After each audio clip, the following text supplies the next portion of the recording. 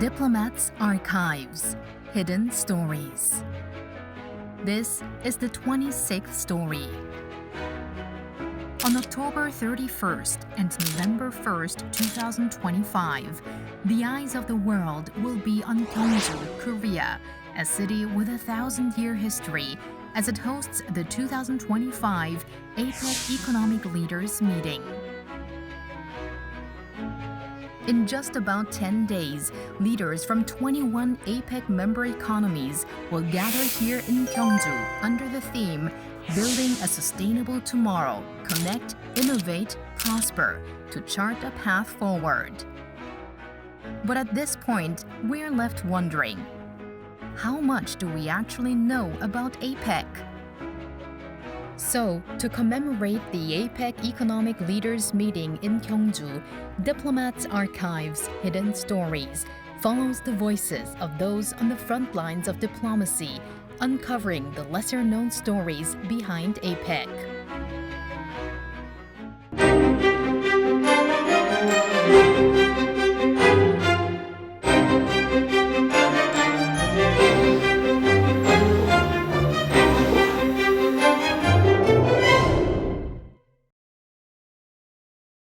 As of 2025, APEC is made up of 21 member economies. It's important to note that APEC membership is based on economies, not sovereign states. That's why, when we talk about APEC, we don't use the term country. To learn more about APEC as an economic cooperation forum, we decided to meet with the APEC Secretariat Executive Director and hear his insights. Well, the 21 member economies of APEC account for over 50% of the global economies. But more important than that, it's a mix of different types of economies. Some of the biggest economies in the world, some of the smaller ones. Some of them are more trade-oriented than others. Some are commodity-based. Some are much more focused on supply chains. So it very much depends on which economy we're talking about. Now, its importance is because it represents a microcosm of the global economy. Issues that are resolved in APEC often find themselves agreed to in the global setting. But how did APEC get started in the first place? Well, in 1989, the APEC region was one of the fastest growing ones in the whole world. You have a whole mix of developing and developed economies here. But actually, Korea was the site of APEC's founding. What we learned was fascinating. Did you know that the idea to create APEC was first proposed in Korea? We decided to dig a little deeper and hear more about it. It was during an interview, a speech by Australian Prime Minister Bob Hawke to Korean businesses, that he floated the idea of having an Asia-Pacific Economic Cooperation vehicle. The idea was that there were several problems on the multilateral front. The Uruguay round for global trade had not been completed, and it was needed to have something amongst the Asia-Pacific economies to help rectify the situation. So APEC, in a way, was built for dealing with multilateral issues. The Uruguay round, held from 1986 to 1994, was launched to modernize the existing GATT framework. By 1989, the talks were still underway, but strong disagreements remained among countries, particularly over issues like agricultural market liberalization. Amid this global climate, the need for a regional economic cooperation body like APEC was becoming clear. In January 1989, in Seoul, Korea, then Australian Prime Minister Bob Hawke officially proposed for the first time the idea of establishing APEC.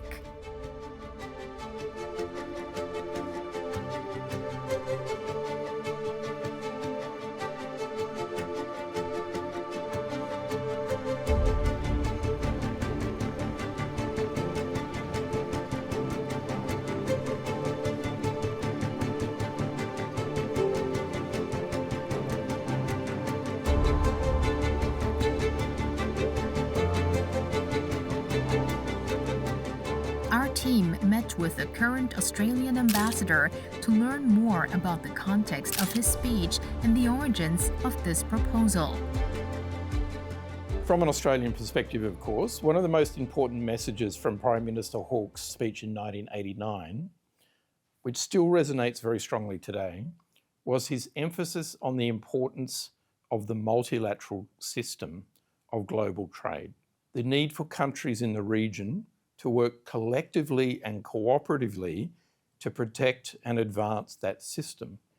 The rules-based multilateral trading system, under the auspices of what was then the General Agreement on Trade and Tariffs, GATT, and the later World Trade Organization, has indeed underpinned the economic growth of our region and world. Then and now, APEC has a crucially important role to play in buttressing economic openness and the rules-based trade system that we have both and many other countries very much benefited from, particularly at a time when those international systems are under stress. Actually, the idea of establishing APEC began to take shape in earnest in 1980. That year, led by Australia and Japan, the Pacific Economic Cooperation Council, PEC, was established, bringing together scholars, government officials, and representatives from the private sector. Building on this, numerous seminars and workshops were held, where discussions on how to create APEC as a regional cooperative framework continued steadily. While researching APEC's history, our team discovered a scholar who played a decisive role in laying its theoretical foundations. It was Professor Peter Drysdale. Through his 1988 book, International Economic Pluralism, Professor Drysdale emphasized the need for economic integration in the Asia-Pacific region and outlined the theoretical foundations for APEC's creation. And he pointed out that there were three key contexts behind the establishment of APEC. I think the first one was the importance of Asian economies in particular, seeing the huge advantage of full participation in the multilateral economic system that was set up after the Second World War. Of course, the second thing was that, this was a region then, Japan earlier, Korea in the 60s, and other countries joining on, including China, had huge development potential, and their ambition, rightly, politically and economically, was to catch up with the industrial world. And then thirdly, there's a political context. People see APEC as a purely economic organization. But all economic organizations are based on political premises. So for our region in Asia and the Pacific, the political idea of starting from the principle that everybody's equal and that everybody has a fair and chance of catching up in economic terms and political terms with other countries, and that fairness should be, and that equality principle should be embodied in the economic arrangements that these countries have with each other. Well, they're the guiding principles of APEC. But why Seoul? What led Australian Prime Minister Bob Hawke to make the official proposal for APEC in Seoul, Korea? I went back and had a look at Prime Minister Hawke's speech. And there were three main reasons that it came out very clear why he chose Korea as the place to announce his vision for APEC. First, Prime Minister Hawke wanted to pay tribute to Korea's remarkable achievements. Korea was in the process of liberalising its own economy after having successfully transitioned to a democratic society. Second key point was this was a time when Australia-Korea bilateral trade was growing very, very quickly. Finally, Korea was on its way to joining the ranks of developed nations. Now, as you would know, Korea ended up joining the OECD, the so-called Rich Countries Club, in 1996. Prime Minister Hawke said, Korea will do this before the turn of the century, and he was correct. And he also had support from then President Roh Tae-woo. And that was seen as vital for the success of the APEC project and vision. Prime Minister Hawke recognised at the time the crucial importance of Korea as a very like-minded partner for Australia in that endeavour. At the time, Korea was actively pursuing an opening up policy, aligning itself with the global momentum toward the end of the Cold War. To better understand Korea's situation back then, our team turned to an expert. I'm Jong Lee, a professor of economics at Sejong University. Professor Lee Jong-eun is actively involved in the APEC Studies Association of Korea and continues to play an active role in APEC-related research and policy discussions. In 1989, actually Korea's foreign policy entered a new phase. It was a time when the Cold War was coming to an end, and Roh Tae-woo's government launched Northern policy, modeled after West Germany's Eastern policy. And we established diplomatic ties with Hungary, the first among Eastern Bloc states. And Washington viewed Korea's role positively since the 1988 Seoul Olympics. Actually, that Olympic was one of the catalysts for ending the Cold War. However, it was also a time when advanced economies, including the United States and Europe, were struggling with economic slowdowns and trade deficits, and a wave of new protectionism aimed at shielding domestic industries began to spread.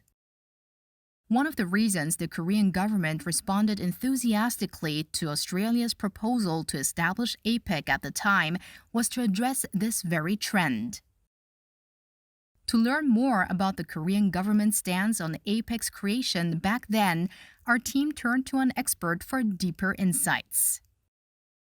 I became involved in the PECC as one of a dozen or so very active international promoters of PECC. This movement culminated in the launching of APEC. Yang Soo-gil, who currently serves as the honorary chairman of the UN Sustainable Development Solutions Network Korea, participated in the Pacific Economic Cooperation Council, which served as the precursor to APEC, and played a key role in APEC's establishment, including organizing the Korea National Committee for Pacific Economic Cooperation. In the 1970s, Korea was most successfully pursuing export-led economic growth strategy and was at the forefront of Asia's newly industrializing economies, most threatened by the tide of new protectionism in Europe. But there was not much Korea could do alone by itself. It saw the need to align with other Asia-Pacific economies in order to form a group of like-minded countries to fight new protectionism and to keep the global trading system open. At the time, Korea was not the only economy pursuing export-led growth. Many other Asia-Pacific economies were following a similar path, seeking to shield themselves from the effects of rising protectionism. In this context, as like-minded economies recognized the growing need to safeguard the multilateral trading system, the idea of establishing APEC began to gain momentum. Then, in 1989, APEC officially came into being at a ministerial meeting in Canberra, Australia, attended by 12 economies, including Korea. Our team met with ambassadors from some of APEC's founding economies to ask why they chose to join. Brunei Darussalam has gained its independence in 1984, and Brunei Darussalam participation in APEC in 1989 provided a platform for the region to engage in regional partnership. Regional partnerships were crucial for Brunei Darussalam foreign trade policies to strengthen and deepen economic and trade linkages and create opportunities that can contribute to Brunei Darussalam long-term growth. The creation of APEC enables Brunei Darussalam to contribute to efforts in broadening its economic base beyond oil and gas and to secure a more stable and predictable environment for regional trade and investment. New Zealand wanted to be part of APEC from the beginning for pretty much three key reasons. The first one was economic liberalisation. In the early 1980s, New Zealand itself had gone through a period of really substantive economic transformation. We had changed our economy from a very closed and protected economy to one of the most open economies in the world. And we wanted to have a forum in which to discuss open and inclusive trade in the region. Secondly, we realised at that time that the Asia-Pacific was our natural economic and strategic neighbourhood. And so we wanted to have a forum where we could discuss issues for that neighbourhood all together in a constructive way. Thirdly, we wanted a way to pursue our small economy diplomacy. So New Zealand, in population terms, is a small but very active member of the international community. We wanted a seat at the table and we wanted to be able to shape the regional institution that was being formed. Well, throughout the 1980s, our economy grew continuously, quite fast throughout most of 1980s, and it led to overheated economy and some speculation in the real economy and also in the financial sector. So we saw the need to work with our friends in the Asia Pacific that we want to facilitate further export-led growth economy and also freer investment from overseas. So that's why we saw the need to open up and forge cooperation in the Asia-Pacific-wide region. That was why APEC came into play. The various economies that participated as founding members aimed to grow their economies through regional cooperation and partnerships. And one of the most important guiding principles in this process was openness. From the very beginning, a core value that APEC sought to uphold was precisely this concept of open regionalism. Open regionalism is that what you do with other countries in the region, for example, should be what you do with the world at large. Basically, it should be open to participation in the world at large. So the guiding principle in strictly trade policy or trade law terms is a WTO or GATT principle of most favored nation treatment to all your partners.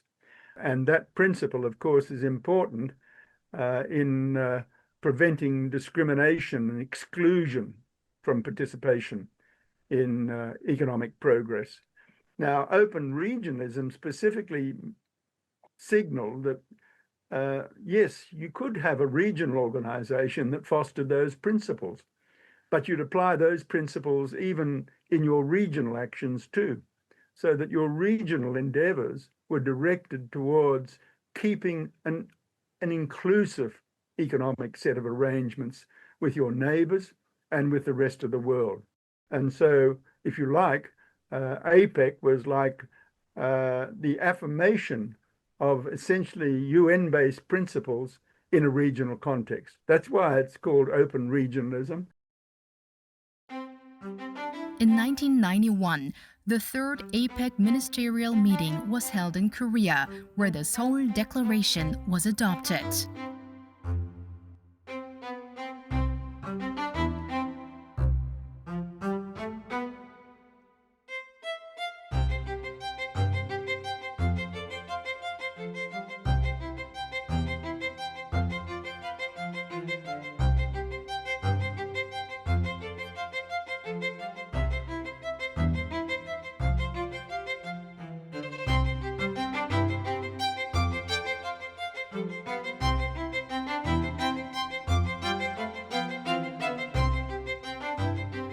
and the Seoul Declaration is regarded as having contributed to laying the institutional foundation of APEC. The year 1991 was also a significant turning point for APEC in another sense. For the first time since its founding, APEC expanded its membership with China, Hong Kong, and Chinese Taipei, the designation used for Taiwan in APEC, joining the forum. At the time, the inclusion of China and Chinese Taipei, key economies in the region, was highly significant. However, China, adhering to the One China principle, opposed Chinese Taipei's participation as a separate economy. Considering this situation, facilitating the membership of these two economies was by no means an easy task. And in this process, one member economy played a crucial role: Korea, which was serving as the APEC chair at the time. China wanted to, but insisted that it would not join APEC if Taiwan would also join as a sovereign state. But Taiwan was an important, newly industrializing economy and a major trader and should be included in APEC. Hong Kong was a British colony at the time and also not a sovereign state, but it was also too important as a major trader in the region to be excluded. At the time, Lee Si-young, a Korean diplomat serving as chair of the APEC Senior Officials Meeting, undertook several diplomatic missions to support the accession of China, Chinese Taipei, and Hong Kong to APEC. Korea even had not yet normalized diplomatic relations with China itself, while also maintaining such ties with Taiwan. Working hard to normalize relations with China, by 1992, the Korean government took advantage of its position as a middle grounder among three Chinas. It eventually worked out the arrangement under which Taiwan would participate as a separate customs territory under the name Chinese Taipei, and so would Hong Kong under the name British Hong Kong, or later just as Hong Kong. This formula worked and made APEC a truly pan-Pacific grouping. It was also important because as a political movement, it brought together countries who had very different political and diplomatic sets of relationships that hadn't had active ties before. China had no diplomatic relations with some of the economies in the region before this process started, and enabled them to have regular and high-level conversations, ultimately at leader level, from 1993 on, about critical issues in the region. And that political importance of APEC was underlined, of course, with the first leaders meeting when in 1993, President of the United States and the leader of China, the President of China, Secretary General Jiang Zemin, for the first time spoke after the Tiananmen massacre in June 1989. In this context, APEC can be seen as a mechanism that plays a crucial role not only economically but also politically. And in 1993, in Seattle, USA, APEC leaders gathered in one place for the very first time. Until then, APEC had primarily been run through ministerial meetings, but it was now elevated to a leaders' forum. It was 1993 when the APEC's current architecture was born. So they introduced a structure that continues today. So the leaders meeting at the top and the ministerial meeting to coordinate policy, and the APEC CEO meeting. The idea was to create an inclusive platform where government and the private sector could interact directly. From that point, I think the APEC turned from a loose consultation to a genuine regional institution connecting policymakers and markets. With its elevation to a leaders' meeting, APEC has established itself as a key platform for making substantive economic policy decisions in the Asia-Pacific region and exerting international influence. With Mexico and Papua New Guinea joining in 1993, Chile in 1994, and Peru, Russia, and Vietnam in 1998, APEC came to establish the cooperative framework it has today, bringing together 21 member economies.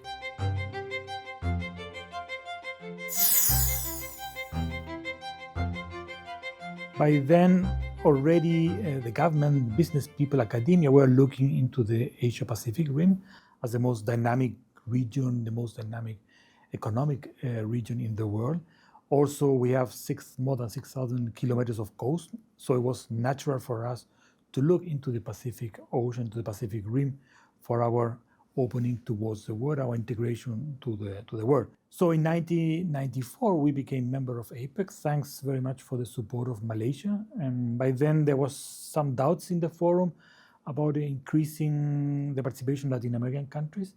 So in 1993, Mexico became the first one, and we came immediately after that.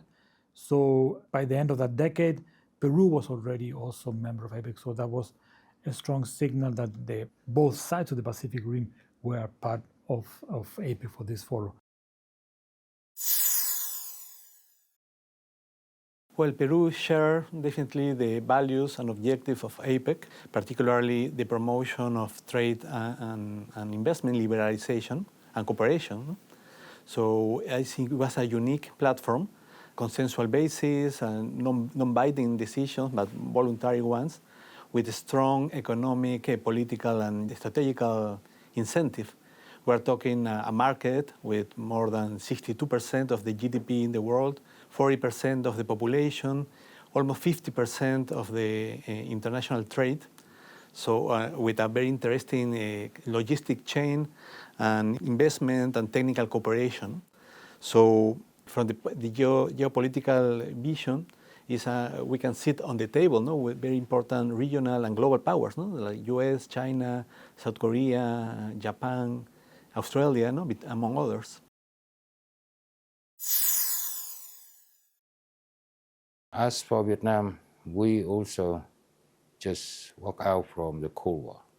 Because if you look at the Vietnamese history, you will see that we end the war in 1975. But the Cold War was still lingering in the mind of the people. So to find a way out, to find some kind of opportunity to rejoin the regional community, to rejoin the world, is one of the decisions that why we joined APEC. In 1986, Vietnam started to open up its economy. So with APEC, we understand that we can find a way for our economy to integrate into this trading system of the Asia-Pacific, to make sure that we have an equal seat in creating the rules. The ambassadors of APEC member economies we spoke with said their economies have gained many benefits from being part of APEC. Since 1989, APEC's work to promote free and open trade has supported the region's economic prosperity, and it's certainly been of huge benefit to Australian exporters. Back in those days, as I said, I referred to Prime Minister Hawke, and he spoke very positively the fact that Australia-Korea trade, bilateral trade, then had reached $3 billion. Now it's of the order of $70 billion, right? Huge difference, even allowing for inflation. APEC has a very strong track record as an incubator for initiatives that have subsequently progressed in the broader multilateral system, such as the APEC list of environmental goods and work on trade facilitation. And I would actually argue the push for free trade agreements actually was born from that broader regional approach where it made it easier, more feasible for governments to argue in support of free trade, bilateral free trade agreements. It also becomes an interesting umbrella, interesting framework where members can discuss bilaterally and regionally different issues, and they can conclude in free trade agreements. Usually, in the case of Chile, we have negotiated our free trade agreements under the framework of APEC. So it has been an important instrument for us, a vehicle for our liberalization policy through free trade agreements. And that's why our first free trade agreement were with APEC economies. That's not coincidental. I mean, with Mexico, with Canada, with the US, and then Korea. In 2004, we signed the free trade agreement with Korea, the first free trade agreement that Korea signed, and our first agreement with any country in Asia. The member economies of APEC are responsible for more than 73% now of New Zealand's exports. The member economies also include a lot of our key partners. So, for example, Korea, also the United States, China, Indonesia, economies like that, which are key partners for us. And it has provided a forum in which we can really pursue regulatory cooperation and ease of doing business to make our businesses able to trade more easily across borders and provide a more certain environment for them, which has helped all of our economies. It was the platform that allowed us to negotiate free trade agreements with the main economies. For example, United States, China, South Korea, Japan, and recently we did with Indonesia. Right now we are negotiating also with Hong Kong. So since joining APEC, our bilateral trade with APEC in general grew 12% annually. And also more than 2,200 SMEs, small and medium enterprises from Peru, are part of this, are benefiting from this regional zone. And APEC has not only boosted trade and served as a platform for free trade agreements and further economic cooperation, but it has also provided economies with the opportunity to build their own capacities and participate in new forms of cooperation. APEC provides the opportunity for Brunei Darussalam to shape regional economic discussion and influence initiatives that affect trade and investment in the Asia-Pacific region. The initiatives like the APEC Business Travel Card assist Bruneian businesses, people to travel and build commercial links around the region. Participation in APEC working groups and capacity building projects encourages the sharing of innovative ideas and best practices towards supporting domestic reforms. APEC economies comprise both developed and developing economies. There's a variety of development within the region. So there's a diversity, there's gap of development. So the developing economies of APEC benefit, like Thailand, from development cooperation, from trade facilitation, from investment liberalization, which is the DNA of conversation of APEC. So we benefited as an export-led economy, as an economy that benefit from foreign direct investment. Number one is our economy become more and more integrated into the trading system of the Asia and the Pacific. The second thing is by joining APEC, we got an excellent chance to participate, to take part in the process of building the rules.